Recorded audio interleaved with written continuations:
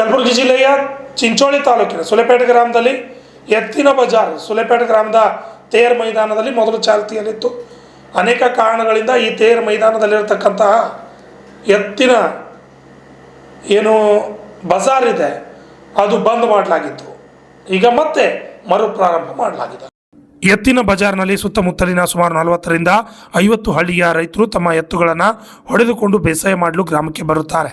ಪ್ರತಿ ಶುಕ್ರವಾರ ಸುಲೆಪೇಟೆ ಗ್ರಾಮದ ಬಜಾರ್ನಲ್ಲಿ ಅನೇಕ ಎತ್ತುಗಳ ಖರೀದಿ ಜೋರಾಗುತ್ತದೆ. ಆದ್ದರಿಂದ ಯಥಾರೀತಿಯಾಗಿ ಸುಲೆಪೇಟೆ ಗ್ರಾಮದಲ್ಲಿ ಶುಕ್ರವಾರದಂದು ಎತ್ತಿನ ಬಜಾರ್ ಮತ್ತೆ ಶುರುವಾಗಿದೆ.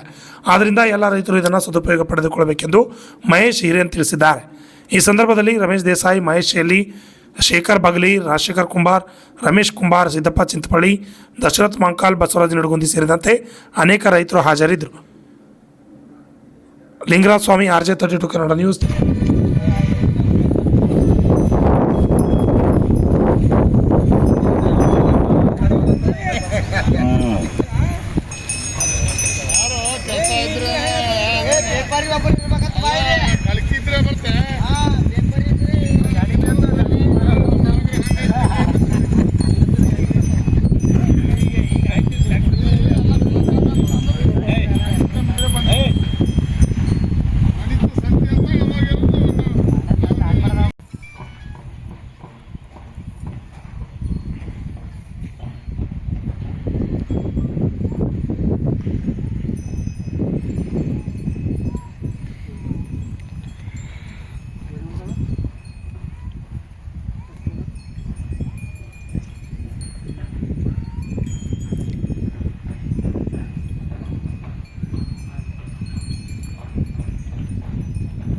ಎತ್ತಿನ ಬಜಾರ್ ಅಂತ ಇದು ಎತ್ತಿನ ಬಜಾರ್ ಅಂತಂದ್ರೆ ಒಂದು 6 ತಿಂಗಳು ಹಿಡಿದು ಬಂದ್ ಆಗ್ಯದ್ರಿ ಇದು.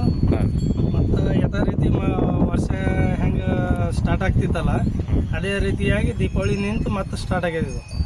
ದೀಪಾವಳಿ ದವಣಿ ಪೂಜೆ ಮಾಡ್ತೀವಿ ನಮ್ಮಲ್ಲಿ. ದವಣಿ ಪೂಜೆ ಆಗಿದ್ಮೇಲೆ ಶುಕ್ರವಾರ ಸಂತಿ ಮತ್ತೆ ಈಗ ಸ್ಟಾರ್ಟ್ ಮಾಡಿವಿ.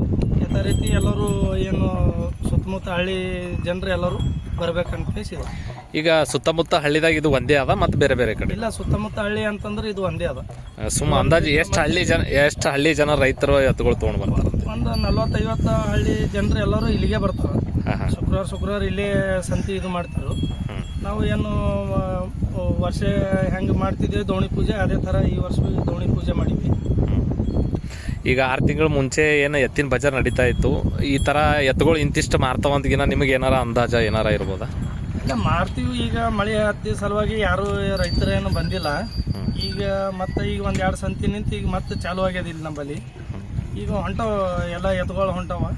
ಮಾರೋರು ತೊಗೊಂಬೋರು ಎಲ್ಲ ಬರ್ಬೇಕಂತ ಅಂದ್ರೆ ಯಥಾ ರೀತಿಯಾಗಿ ಮತ್ತೆ ಕಂಟಿನ್ಯೂ ಮತ್ತೆ ಇದೇ ತೇರಿನ ಹೊಲ ಅದಲ್ಲ, ತೇರಿನ ಹೊಲದಾಗಿ ಮತ್ತೆ ಯಥಾ ರೀತಿ ಪ್ರತಿ ಶುಕ್ರವಾರ ಮಾಡ್ತೇವೆ. ಓಕೆ.